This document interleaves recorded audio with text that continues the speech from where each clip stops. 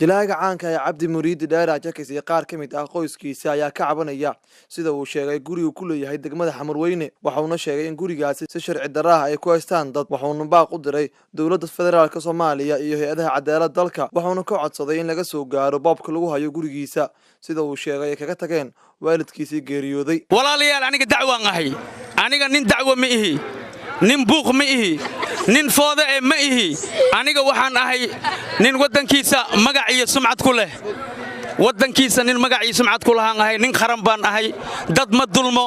wadanka ahad ka ahad waa u duceeyaa ilaahu qulubtooda burcad isku mari ilaahu laabteen isku soo du dhul awoowiyaalkayga lahaayeen heer banaadir ma kala saaraya aniga dhul awoowiyaalkeena lahaay ayaa waqti hore sharci dara lagu qaatay